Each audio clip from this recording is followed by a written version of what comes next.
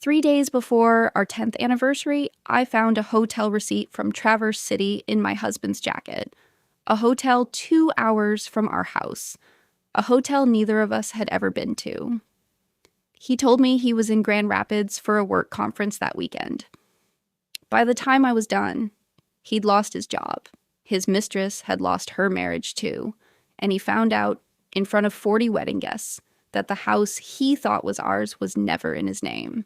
My name is Karen Voss. This is what happened in Elk Rapids, Michigan, and how I found out that the quietest woman in the room is usually the one keeping score. Let me back up. I met my husband, Dale Voss, when I was 26, waitressing at a diner off US 31 outside Traverse City. He was a contractor, easy laugh, drove a truck older than our relationship. We got married 4 years later at a little church in Elk Rapids, the kind of town where everybody knows your business before you do. We built a life. I went back to school, got my CPA license, started doing books for half the small businesses in Antrim County.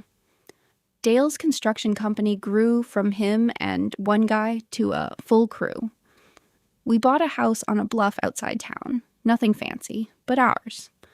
2 kids, Emma, who was 16, and Cole, 13. Emma, who was 16, and Cole, 13. On paper, we were the couple everyone pointed to.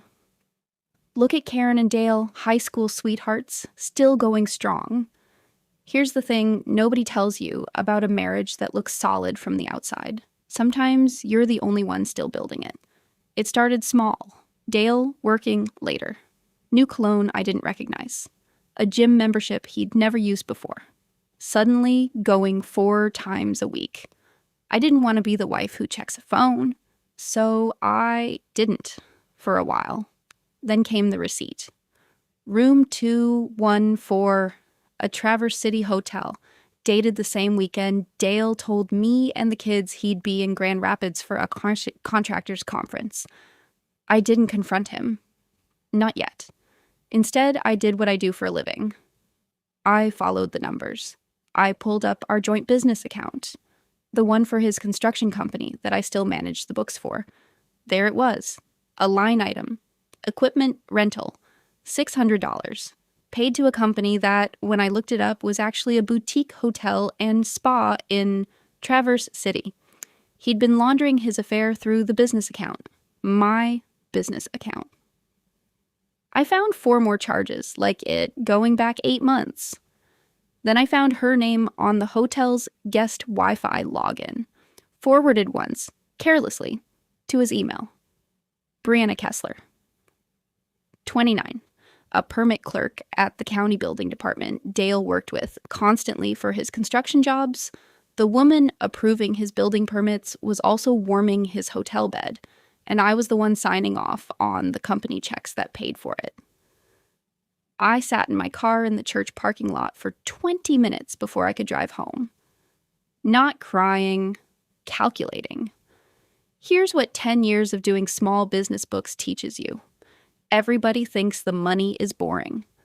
Nobody watches the money. That's exactly why it talks. I didn't scream. I didn't throw his clothes on the lawn like you see online. I did something slower.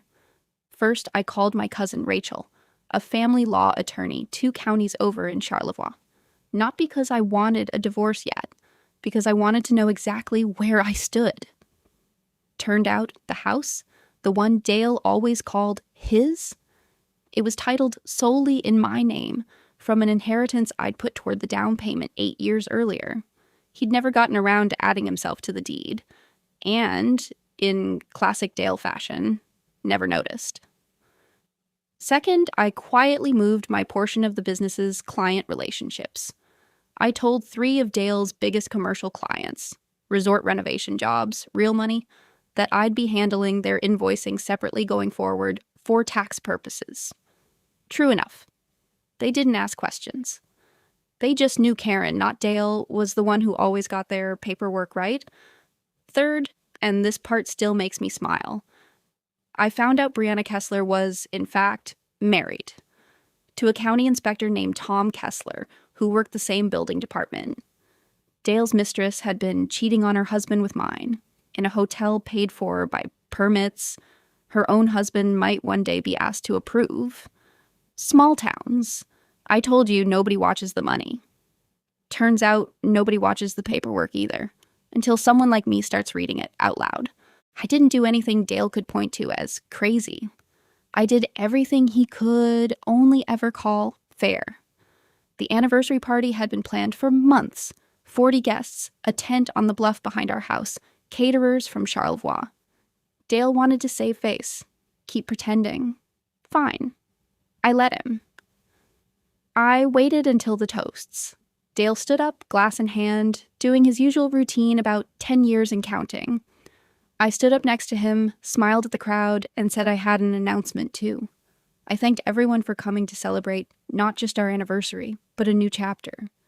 Because starting Monday, Voss Construction's commercial contracts with 3 of its biggest clients would now be managed directly through my new bookkeeping firm, independent of Dale's company. Polite applause, confused faces, Dale's smile frozen in place. Then I mentioned, casually, into the microphone, how grateful I was that the house we were all standing behind, the house, the land, the very ground the tent was on, had been solely in my name since before we married, so no matter what happens in life, the kids will always have a home. I watched him understand, in real time, in front of everyone he wanted to impress, that he had nothing that wasn't actually mine. The last piece happened without me saying a word. I'd mentioned to exactly one person, my cousin Rachel, who happened to be seated next to Tom Kessler's sister, that I'd found some interesting hotel charges filed as equipment rental. Small towns talk. By the following week, Tom Kessler knew about his wife and my husband, and a man who inspects buildings for a living started taking a very close, very official look at every permit Voss Construction had gotten approved by his wife over the past year. Dale didn't just lose a marriage. He lost his 2 biggest clients, got investigated for permit irregularities that took 8 months to clear up, and because Michigan is a no-fault divorce state but not a no-consequences one, walked away from our marriage with half of a business that was suddenly worth a lot less than it used to be. People ask me if I regret doing it that way. Slow, quiet, public, but never a scene. I don't. Dale moved to Cadillac about a year later. Last I heard, he's doing residential remodels, small jobs, nothing like what we built together. Brianna and Tom Kessler divorced around the same time we did. Turns out small towns really do run on paperwork and gossip in equal measure. I kept the house on the bluff. Emma and Cole finished high school there. My firm now handles bookkeeping for half the contractors in 3 counties, including, ironically, 2 guys who used to work for Dale. If there's one thing I'd tell anyone sitting where I sat, staring at a hotel receipt, feeling your whole life tilt sideways, it's this. You don't have to scream to be heard. You don't have to burn anything down. Sometimes the loudest thing you can do is stay calm. Know exactly what's yours and let the truth do the talking for you.